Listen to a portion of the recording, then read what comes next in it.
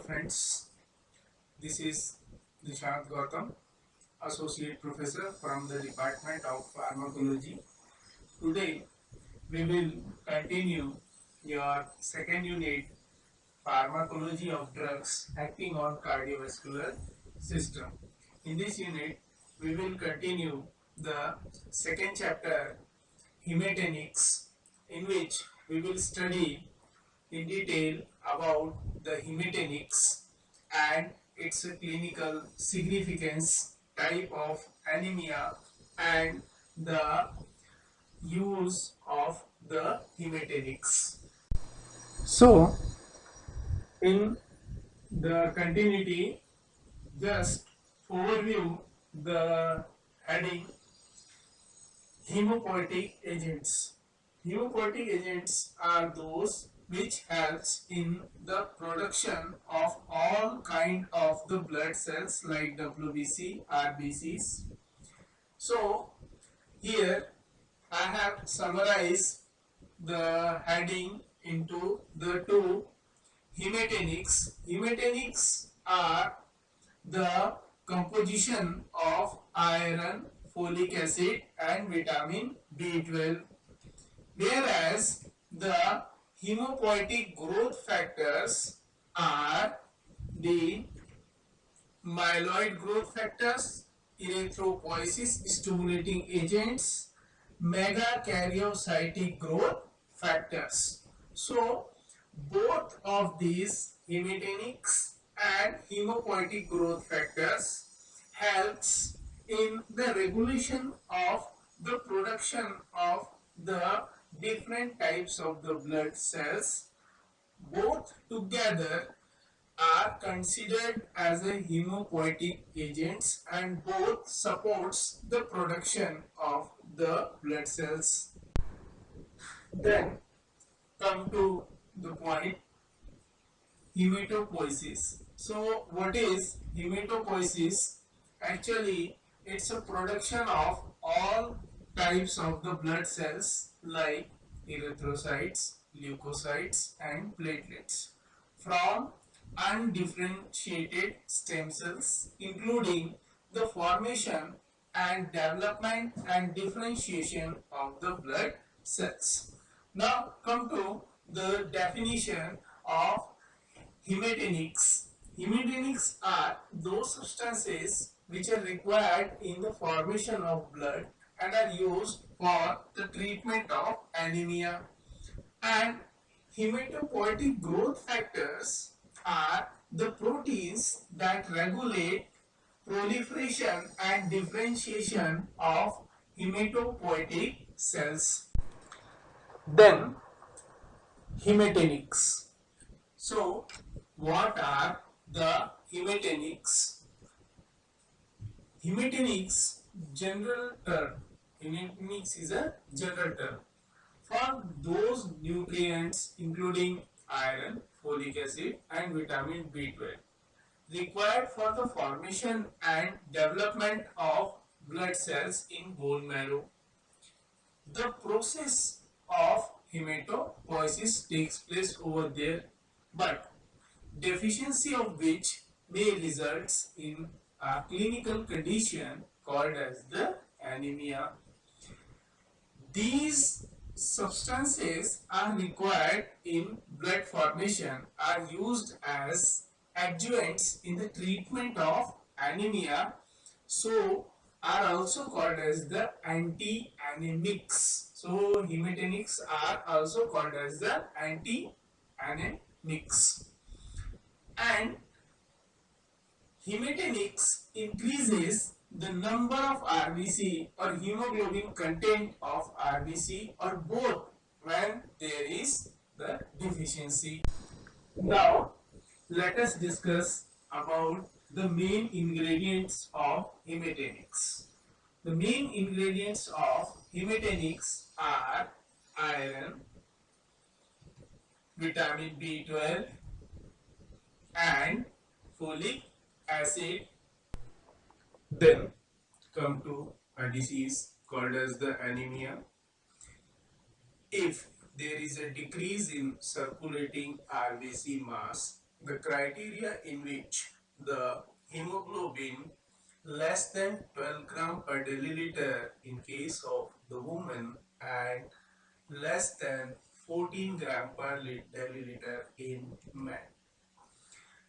Actually, anemia is a condition in which the balance between production and destruction of RBC is disturbed by blood loss. The blood loss may be acute or chronic.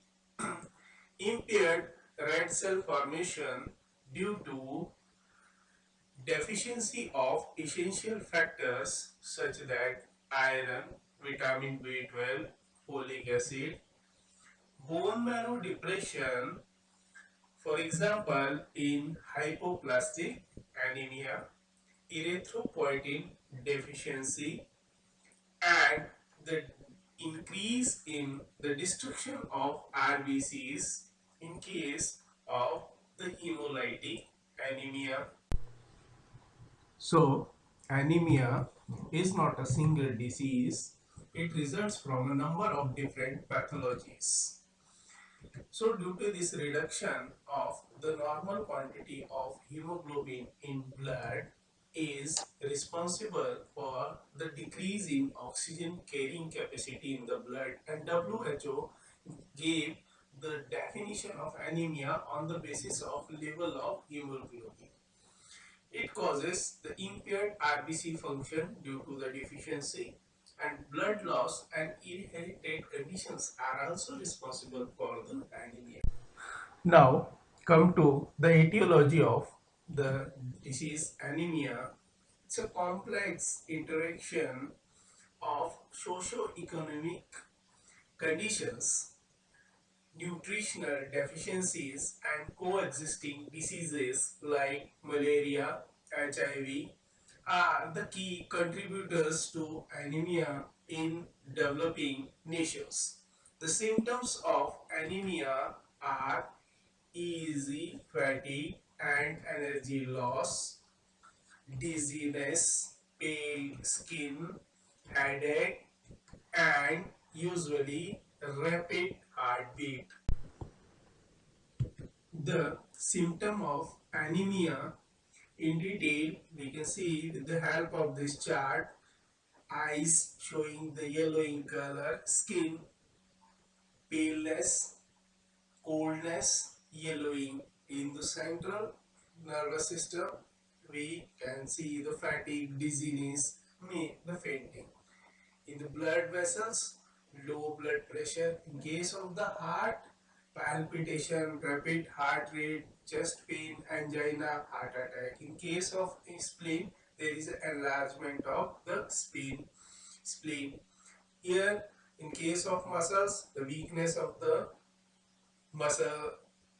In the respiratory system, there is a shortness of the breath, and in case of this intestinal, we can see the change in the color of the stool. Now let us discuss about the classification of anemia. There are the two bases on which the anemia is classified: on the basis of or the according to the morphology. The anemia is categorized into the three categories: hypochromic, microcytic anemia, and second is macrocytic anemia or megaloblastic anemia, and the third is normochromic normocytic anemia. The second basis of the classification of anemia is, or according to underlying mechanism, it is classified into the three categories: blood loss, either acute or chronic, increased RBC destruction or hemolysis, or decrease in the RBC production. At the laboratory level, adult reference range for the red cells is shown in this tabular columns. Here in this table, we made the 3 points: the measurement units and the range for the man and range for the woman. Here we ranges the hemoglobin in case of the man 13.6 to 17.2, in case of the woman 12.0 to 15. And the hematocrit percent in case of the man may be the 39 to 49, and in case of the woman 33 to 43. The red cell count is in man 4.3 to 5.9 and woman 3.5 to 5.